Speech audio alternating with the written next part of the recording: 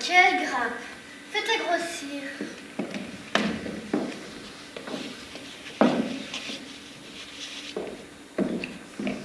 Madame la comtesse de Père-Minouse.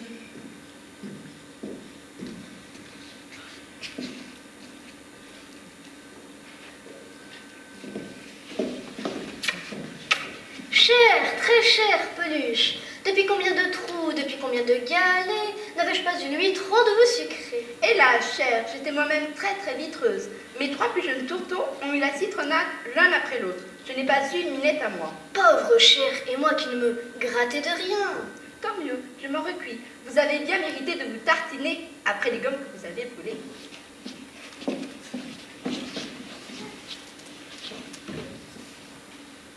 Alors, toujours pas de praline? Aucune. Pas même un grain de riflard? Pas un. Il n'a jamais daigné me repiquer depuis le floc où il m'a zébré. Quel ronfleur! Mais il fallait lui racler des flamèches. C'est ce que j'ai fait. Je lui en ai raclé 4, 5, 6 peut-être en quelques mots. Jamais il n'a ramoné. Pauvre chère tisane, si j'étais vous, je prendrais un autre lampion. Impossible. On voit que vous ne le coulissez pas. Il a sûrement un terrible foulard. Je suis sa mouche, sa mitaine, sa sarcelle. Il est mon rotin, mon sifflet. Sans lui, je ne peux ni coincer, ni glapir. Mais Gitouille, vous prendrez bien quelque chose? Une cloque de Zoulou, de loto. Merci, avec grand soleil. Alfred? Alfred! Oh, ce bouc, il est courbe comme un tronc. Excusez-moi, il faut que j'aille à la vasoche, masquer cette pantoufle. Je redoute dans une minute.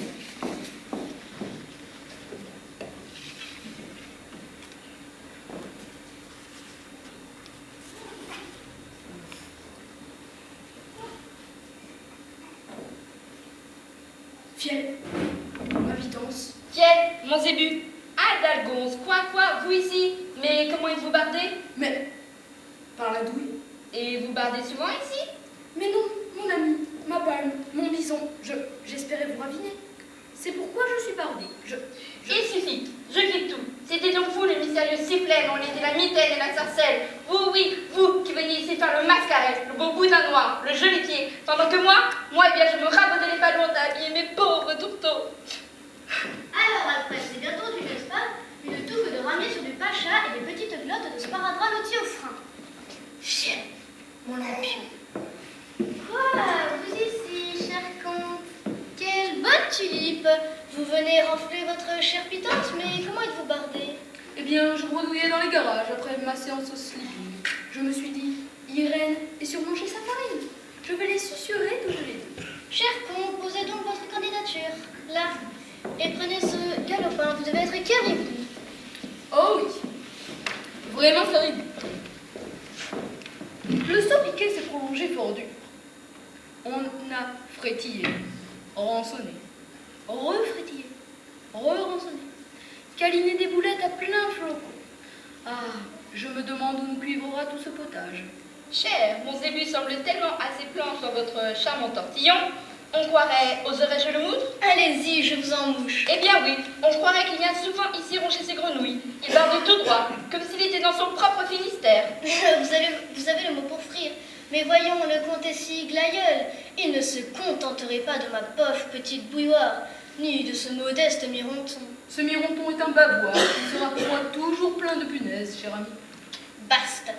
Mais il a d'autres bouteilles à son râtelier, n'est-ce pas, cher comte? Mais, que voulez-vous frire? La peluche de Madame Verjus n'est-elle toujours pas pendue à vos cloches? Mais, le soupière? Pas le moindre poteau dans ce cocotier. Tiens, je vois que vous brassez mon zébu mieux que moi-même. Bravo. À votre place, monsieur, je préférais la vieille popote qui fait le lutin sous le pont bœuf. Mais c'est une transpiration, une vraie transpiration. Monsieur, vous n'êtes qu'un sautoir, un fif, Un serpelaire, un panier plein de mythes. un fourreur de pompons. Allez! C'est bon. Je croupis. Je me débouche. Je me lave. Je vous présente mes garnitures. Madame et chère cheminée. Ma douce patère, adieu et à ce soir.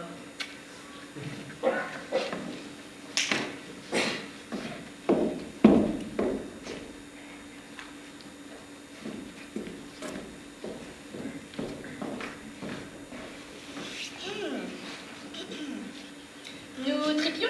Mes chers amis, nous allions tortiller. Voilà justement Alfred.